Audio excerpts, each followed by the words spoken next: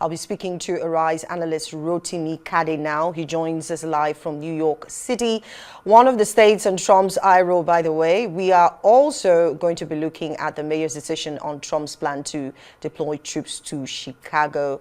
Let's talk to you now, Rotimi, if you're there. Well, Rotimi, a White House spokeswoman has described the order by the Trump administration as a publicity stunt. In what perspective do you see that as a possibility? Well, I do not see it as a publicity stunt. I think first of all, see it as something that the administration deemed fit, that this is what is very necessary to do according to the agenda.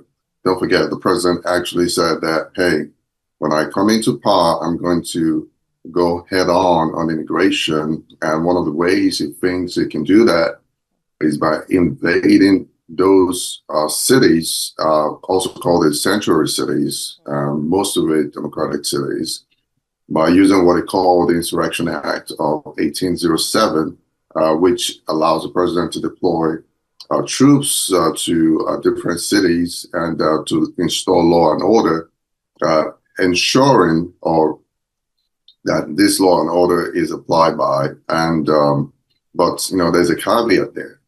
Is there an invasion? Is there a rebellion? In these cities, and that's what the legal experts are asking, if the president has the powers to do so, if those things do not exist. Now, one also wonders why, I mean, Rotimi, why the blue states, though? It seems like a political witch hunt for many Democrats. Well, it's really obvious that the president is, focusing more on, blue states.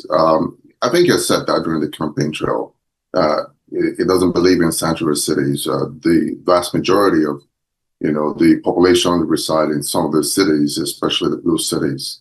And some political experts will say that, from the Republican perspective, they are looking at how to decongest some of the cities so that they can have a fair share or a kind of a balance when it comes to elections, whether midterm or general elections, because they believe that the immigrant population in some of the cities help Democrats to win elections. So it's far better for them to, go into some of the cities and decongest it and see whether they're going to have a kind of a fair play when it comes to the election. That's just one school of thought. But on the other hand, they can talk about, the high rise of crime and criminalities in some of these states, which has led to numbers that are, skyrocketing, by the years. But prior to this deployment, we've seen that some of these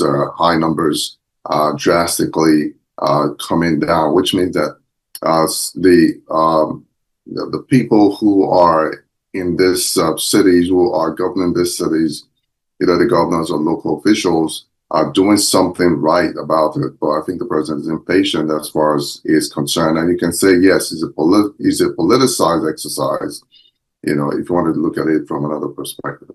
Now, quickly, working with time now, Rotimi, Governor of Illinois says there has been no communication so far from the federal arm of government. It raises questions about the motive of the president. I mean, no communication with the mayor of Chicago, no communication with, Pritzker. So, I mean, that lives a void.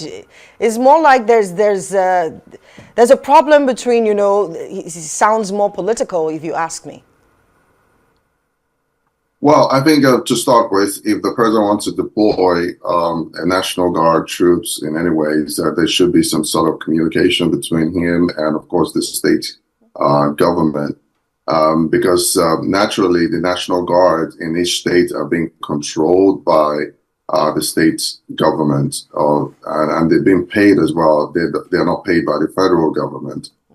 So if the federal government want to supposedly borrow the National Guard, they need to inform the governor, and there should be some sort of consent that will go on. But if you look at Washington, D.C., is a kind of a different perspective where we've not seen a lot of legal tussle in that area, because the president is is the commander-in-chief of the city. So he invoked, the powers that allows him to actually manage this band, whatever is on ground, and deploy using that deployment. But in states, it's kind of different. So, but with this, tussle going on, I believe that the president is not ready to actually communicate with the city of Chicago, or perhaps the governor of Chicago, and try to use the Insurrection Act just as he did in Los Angeles Right. when he deployed national troops over there. Right.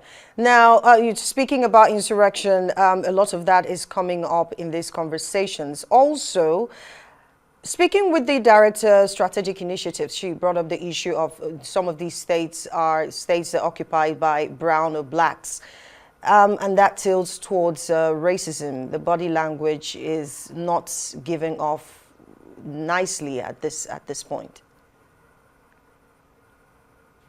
I mean, well, I'm not going to pander towards what people say on social media spaces regarding racism and all that, but I think it just happened to be that you have black mayors governing some of this blue states and blue cities, and it looks pretty much like that. But I don't think that's the whole agenda.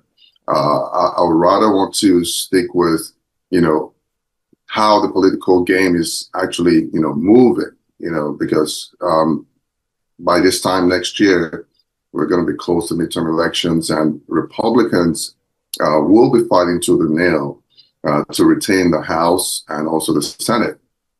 Because if they don't, it goes over to Democrats. Perhaps maybe what we saw in 2019, where the president was impeached twice, could also resurface. And, this time around, if they have the powers from both houses, the president could be removed from office. Very diplomatic reply, but thank you so much. Again, just before you go, one basic question we've been asking also is, does the federal government have the right over state powers?